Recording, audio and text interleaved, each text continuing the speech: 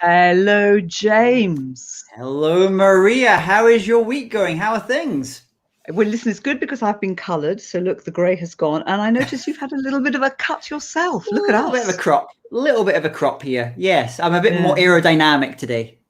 Well, yeah, and people don't know that you actually had hair clips holding the hair back because there was so much of it. I was waiting for the ponytail, the man bun. That was the thing. There were some bobby pins, at the back for a couple of keynotes recently. It was pretty bad.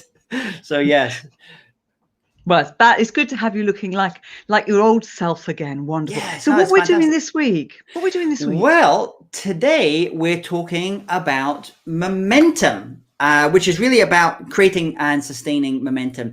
And our guest is one of today's foremost practitioners of performance-enhancing psychology and is an expert in high-performing teams.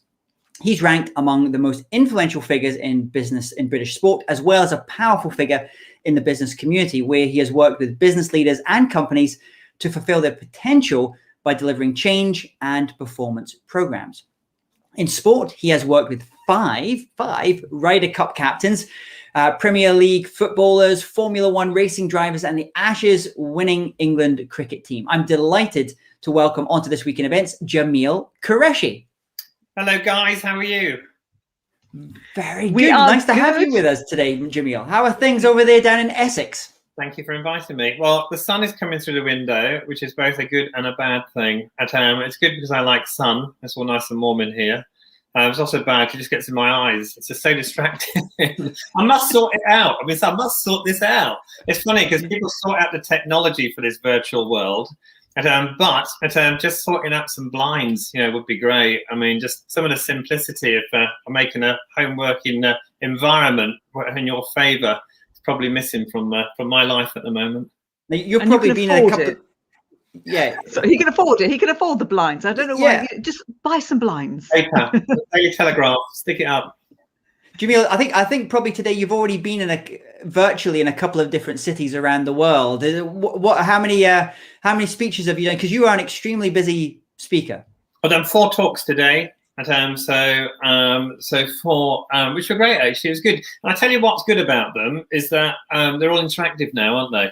So you must find exactly the same. That before, when we were on stage somewhere in the world, you'd be chatting to a few hundred people for an hour, and then you would go off. But now lots of people want half an hour and then half an hour Q&A. I really like the Q&A. I think it's great. I really enjoy it. So it gives you a chance to have some humour, have some rapport with the audience. But also I think it actually gives people more of what they are after, because if they ask specific questions, that's what they want from you as a speaker in that time together. So I've really enjoyed it. It's been good. I guess it also feels like every time is a new experience. It's new. It's like it feels like this is definitely live. It's not a canned type of presentation. Yes, unlike this one that we recorded. Yes, exactly. We recorded this a couple of months ago. So, so Jamil, you've built incredible momentum in your speaking career and the work that you do. So let's first of all, can you define momentum as an idea, as a concept? Yeah, it's funny really, because I'm sure there's a physics definition, but I'm not good at mathematics. But I bet you they're probably similar, aren't they, in regard to psychological momentum, because it is that movement in a particular direction. That's what it's about, and a forward direction. A bit more specifically. So I used to hear it lots, momentum in sport. And you hear it in politics as well, don't you? Actually, now as well, that the big mo. Yeah, someone's got momentum, but in sport, I used to hear it all the time. And I tell you what was the most interesting thing about it in sport, was that it was never anything big.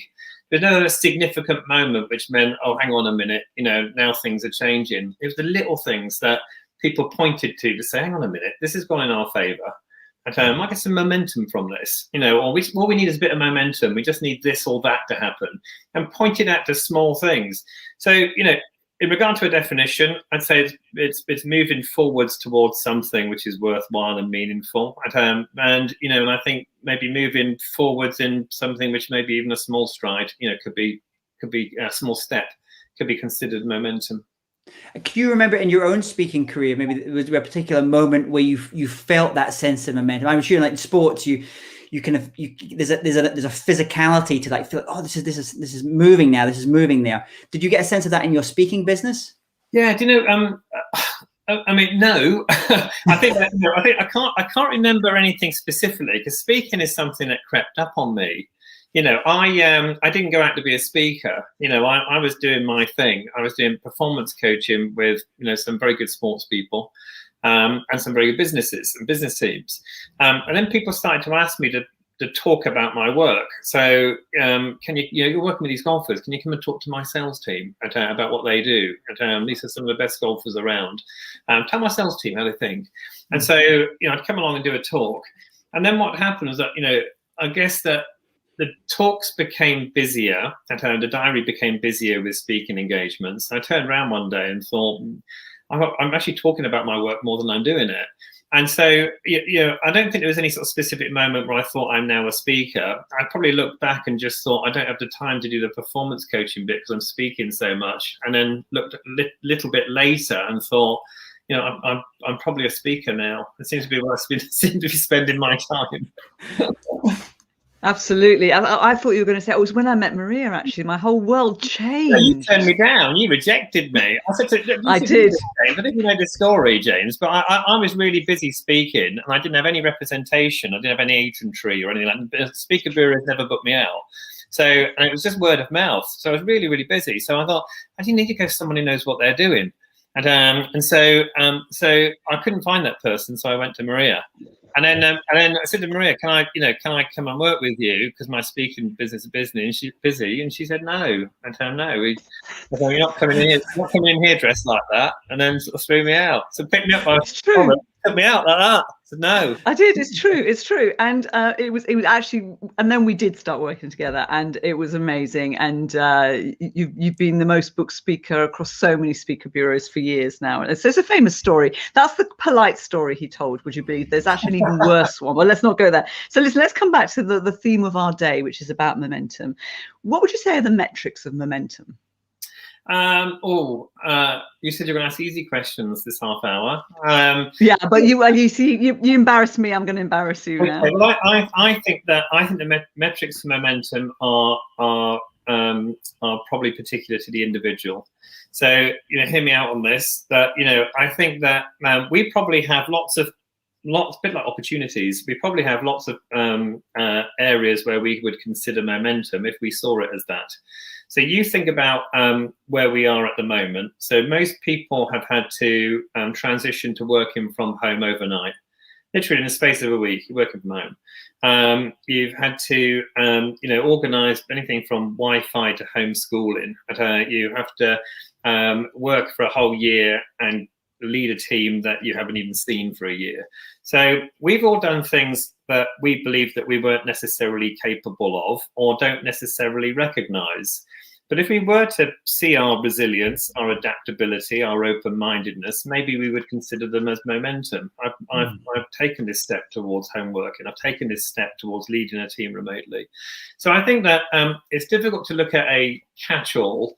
And I also think that momentum is just as much something that you feel rather than you tangibly recognise. So a couple of pointers on it, I guess, if you're looking at something more practical, I think that it does help to have small steps towards what you're trying to achieve. All great achievements are the result of many small achievements.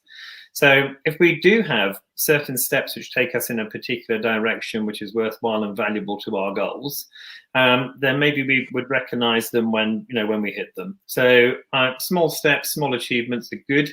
I think the other thing is that, and this almost flies in the face of what I've just said, but is equally as important.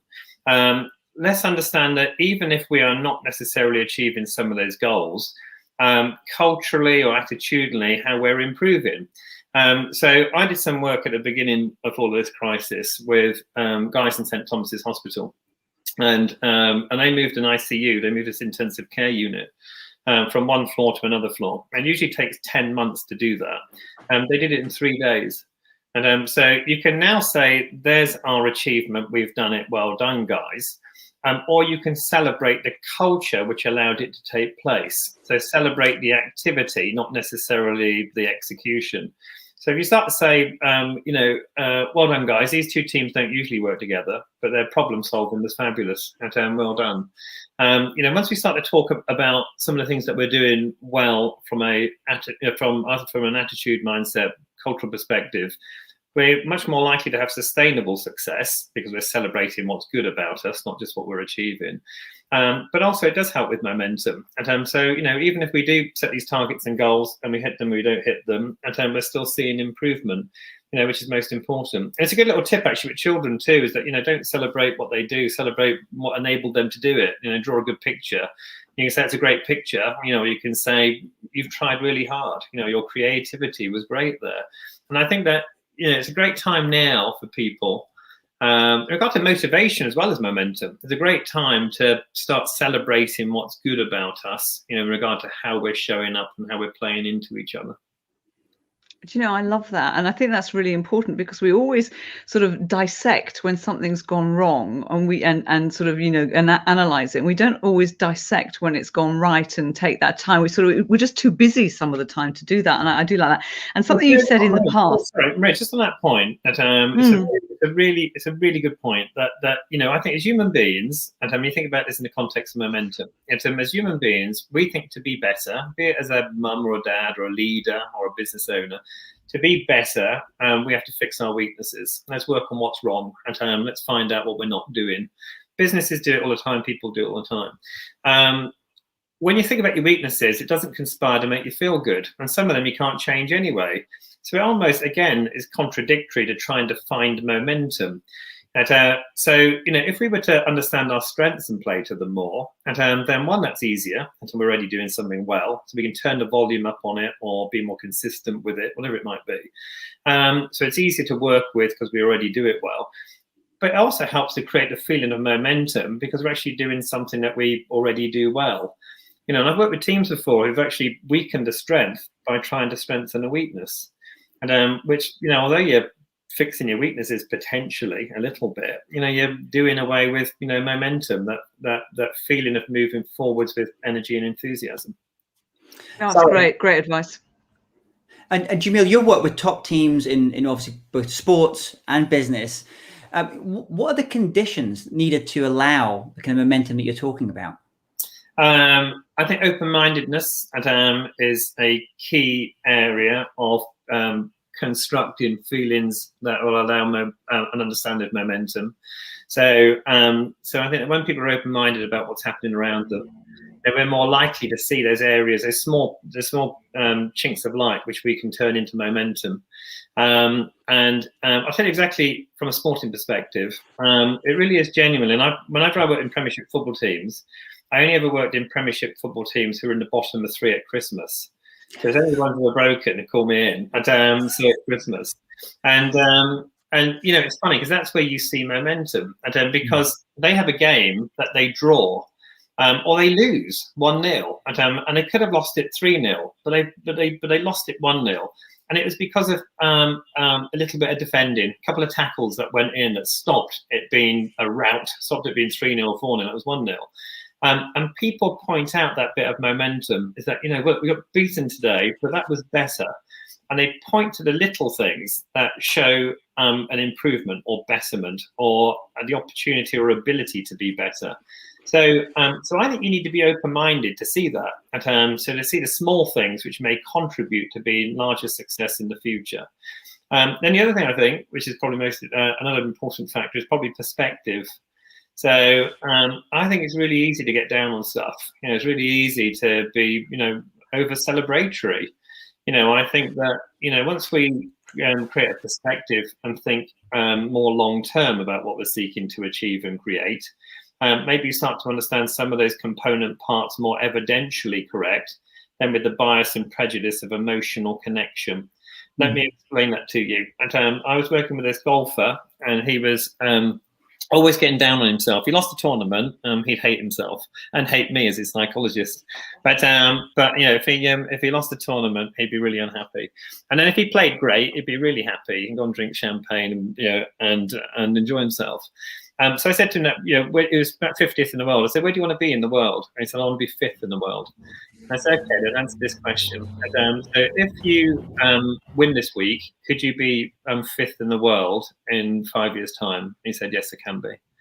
And I said, if you lose this week and play dreadfully, could you be top 5 in the world in 5 years' time? And he said, yes, can be. And so therefore, winning and losing is inconsequential in regard to your long-term goal. So I said, answer this then. I said, that, you know, if you learn nothing from now until 5 years' time, could you be top 5 in the world? He said, no. And so the emphasis is not now on winning and losing. The perspective is on learning. So you can win and learn nothing. And you can perform badly and learn lots. And you know, James, I mean, you're an accomplished speaker. You'll know this too. Is that, you know, we've all done our fair share of bad gigs at when we first start out. And you know, when you do, you're going to get down on yourself and think, "Oh, I was dreadful." You know, or you know, you can use it as the learning opportunity it is, or why that joke failed, you know, or why that piece of content didn't land. Yeah. You know, and sometimes you do a great gig and you come away and you just forget about it. You don't even, it's something that you do almost on autopilot. There was a composer actually just passed away this year called Chick Corea, a jazz musician. Yeah. And he was very well known at bringing up lots of great young players in his bands. That was something he was really great at, fostering that young talent. And I'm told at the end of gigs, he would often give his musician, he would ask them to go back to their hotel rooms and write a one-pager about how they felt, what they learned during that performance. Yeah. So it was to make the musicians be a bit more reflective. Like you were just kind of talking about this, kind of thinking, just kind of increasing that reflecting ability. Well, maybe, do you know what? I mean, maybe that's the right word then for momentum, isn't it? Is that, you know, being more reflective. And Maria mentioned it, you know, I think in the preamble about, you know, this bit about time and space. You know, do we find momentum if we haven't got time and space? You know, do we find momentum if we're not being reflective? So, you know, and again, you know, one thing that the golfers use a lot of is a 3-shot diary. And a 3-shot diary is that, you know, every day when you get back to your hotel room, write down the 3 best shots that you played. So you can have a dreadful day, an awful day, worst day in the tournament, but you write down the 3 best shots you played, no matter what they were. And then at the end of the week, you know, you've got your a 3x7 golf shots. You are bad at maths. You are bad at maths. I knew it's 22. I was just saying it's a 3x7. So you then 23.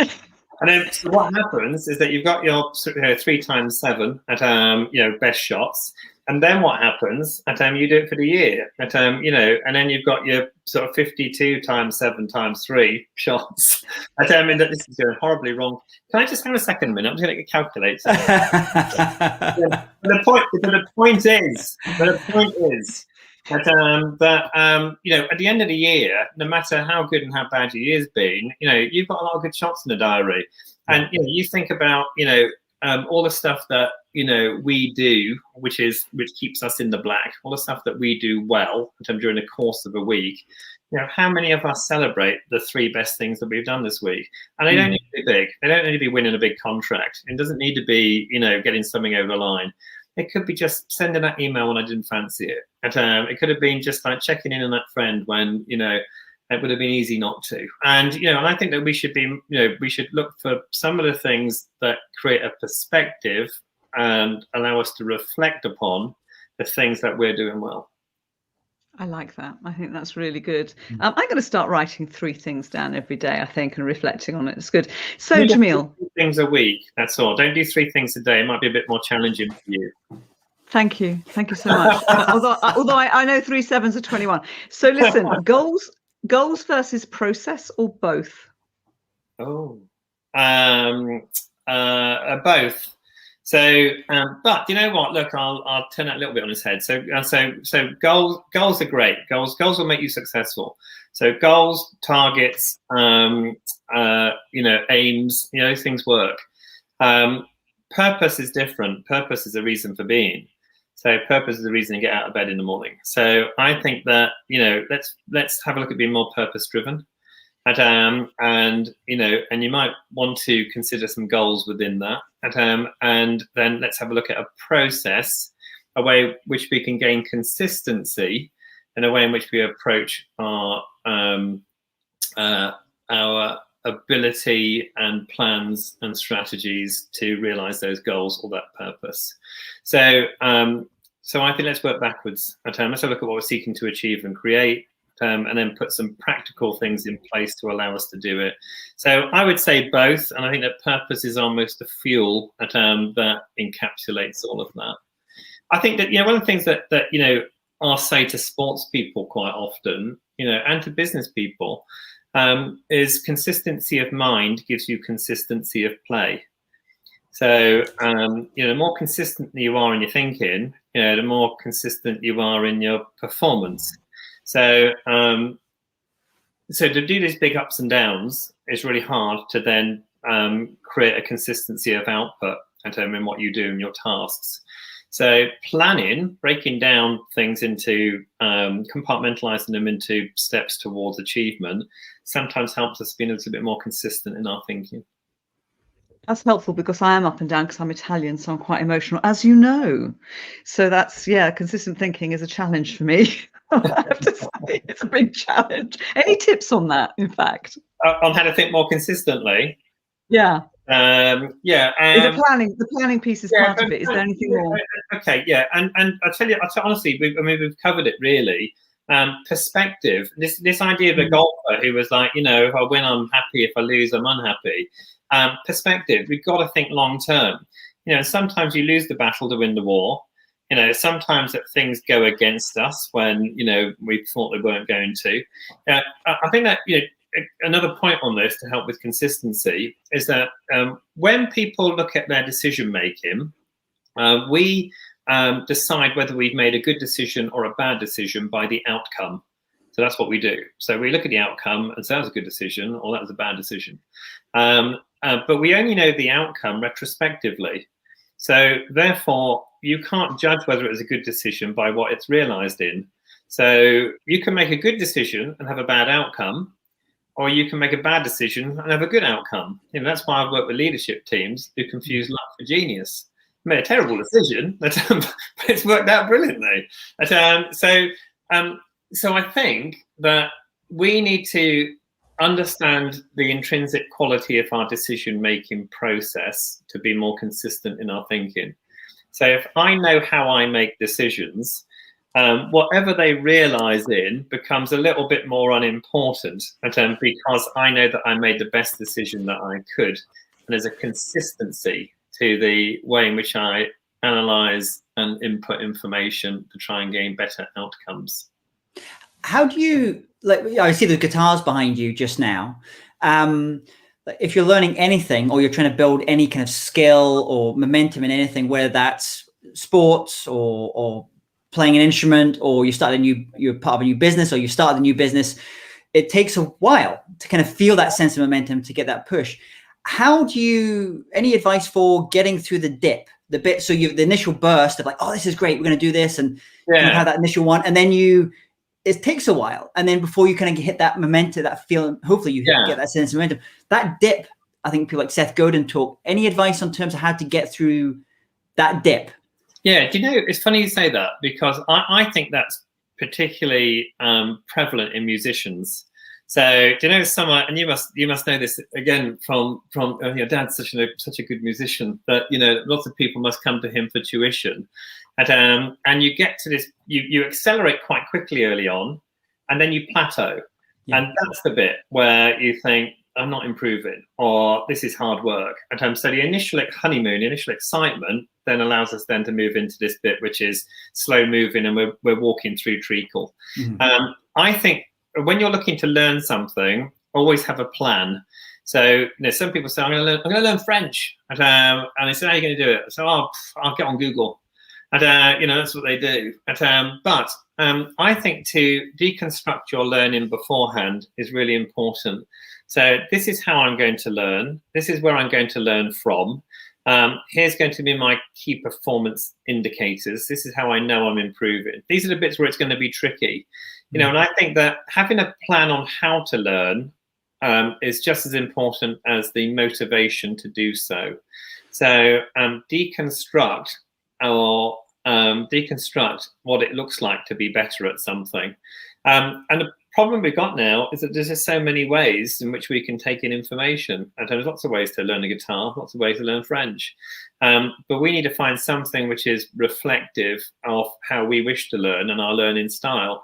So let's put some self-awareness and personal introspection and then some planning into it, which makes it allow us to overcome some of those hurdles.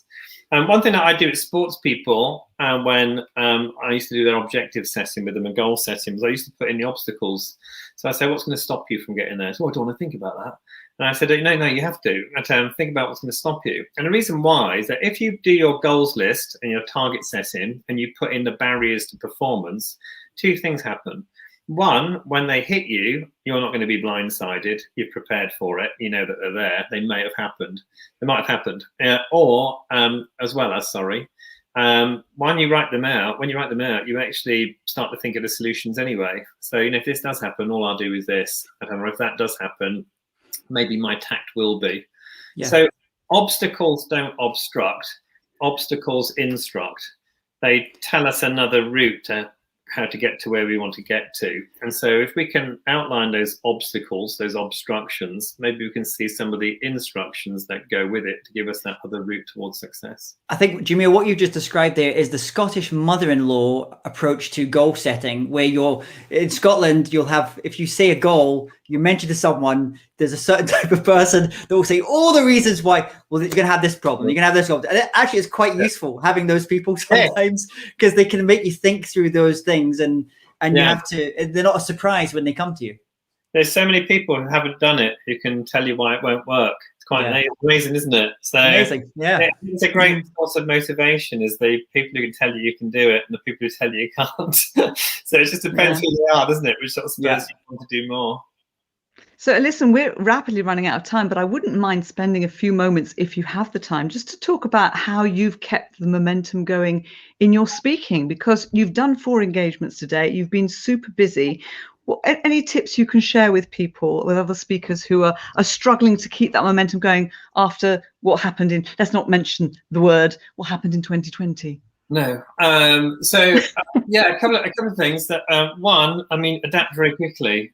I do believe that life is a game of continual adjustment. It's learn to dance on a shifting carpet. Not see the rug being pulled from under our feet. It's you've got to adapt. You've got to be open-minded. So very quickly, I adapted my material and content to work on this through this medium. But I kept my brand. My brand is sort of quite irreverent and informal, and so I didn't get involved too much in sort of high technology. I'm very low tech, so so my low tech is usually sort of scribbling something on a notepad and holding it up. So I tried to keep what I did on stage in relation to my brand, and I've also worked on a retained basis with clients.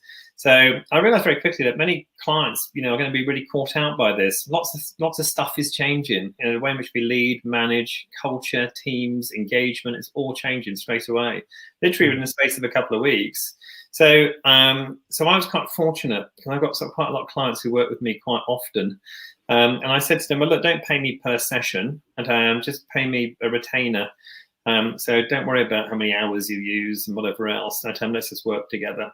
So people, so 14 clients sort of ended up paying me a retainer for the year. And then for this year, I'm doing exactly the same. And I'll probably do it till Christmas, to be honest, because there's so many speaking engagements about now. But it is quite nice to work on a retained basis, because one, you get to know the teams well, and secondly, in regard to leadership in a new context, it's almost changing, in a very rapid manner. So therefore, the syllabus is changing and evolving as people almost change with the circumstance and situation that we find ourselves in. See, look, the sun's up now. I can't. I know you can't. Half in and half out. But I need to get those lines. You do. Well, actually, we're going to let you go and sit in the sun now. I can't thank you enough for that. That was wonderful.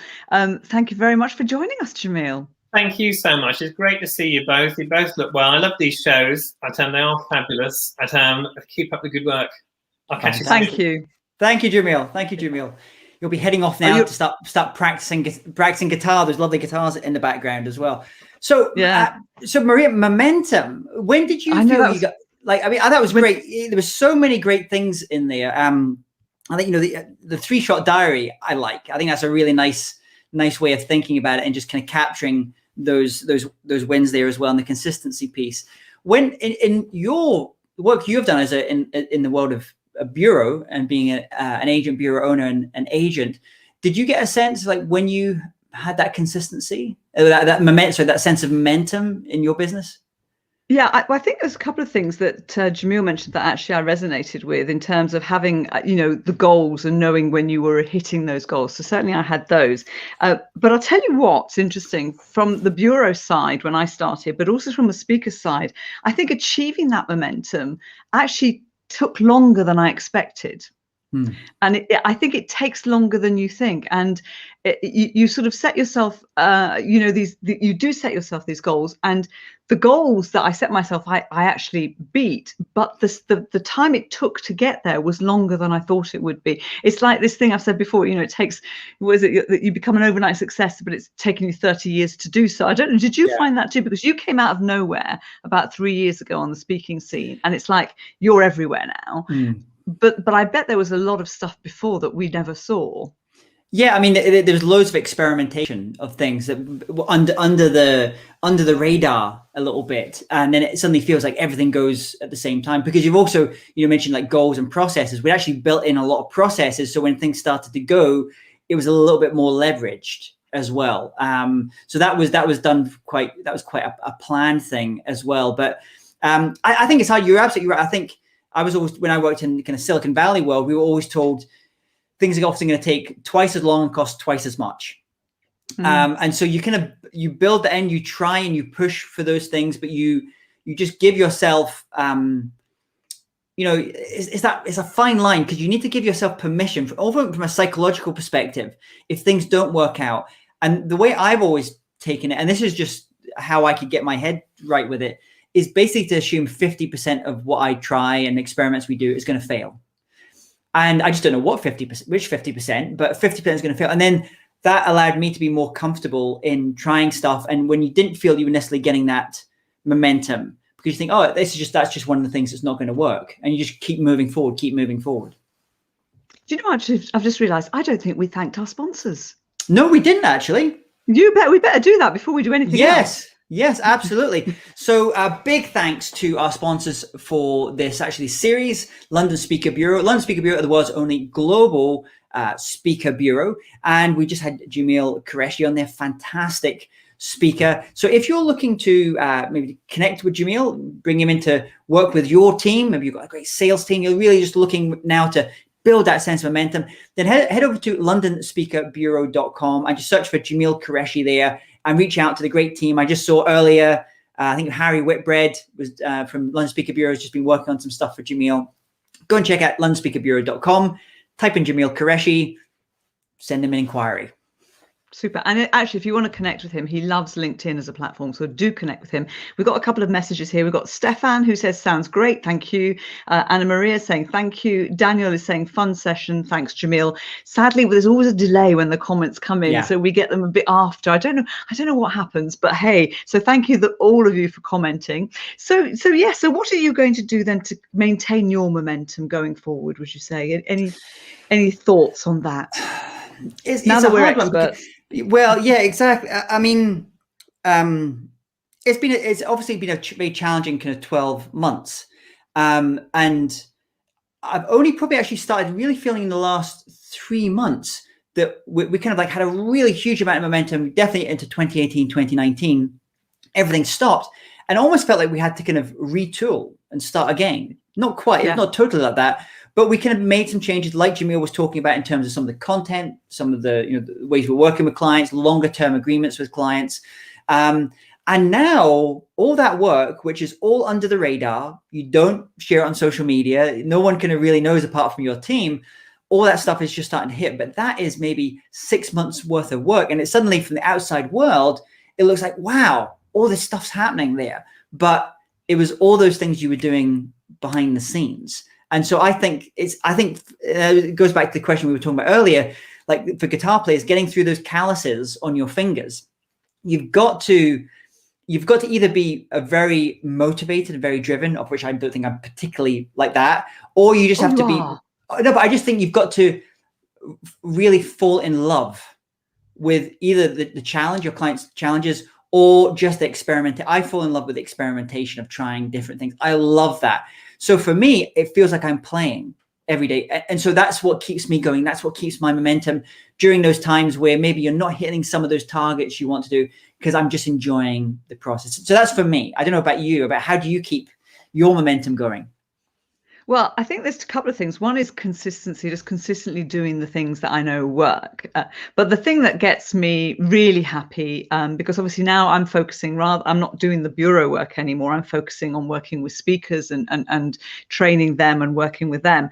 I love it when I get feedback to say, this really helped me, this really resonated, or they might say, actually, that was really tough, but you know what, it's helped move me forward. I love when I get something in my emails or somebody says, I've got to talk to you, I've got to tell you what I've tried, and yes, you were right, this works. And that just makes me so happy, especially if they then send me champagne or chocolates. That makes me even happier. Note to self. Yeah, no, and that's what really gets me happy, to see the results, to know that all my 23 years in the bureau world, that I can share something that works for somebody else. Yeah. That makes me really happy. And it's actually quite nice as well when you sometimes get those emails. We sent it from members. I had one last week, said, I didn't think this was going to work, but you said to try it anyway. But I didn't necessarily think it was going to work, but it's worked really well. So it's kind of when that's quite fun, because some of the things, and I'm sure you do it with your members and your clients, sometimes the things you'll propose to them, they sound like a little bit counterintuitive.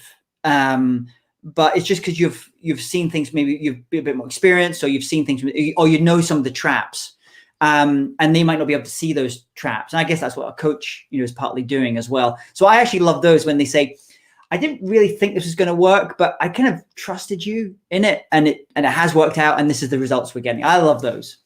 Yeah, brilliant. Well, listen, it's beautiful and sunny outside, and I don't know about you, but I want to go and sit outside and sip a nice cold glass of something good. Should we do that?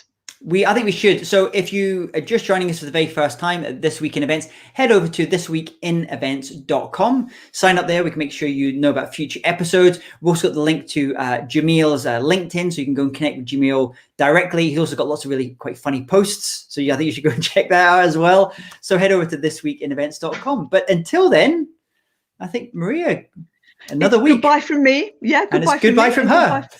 Yay. Bye-bye.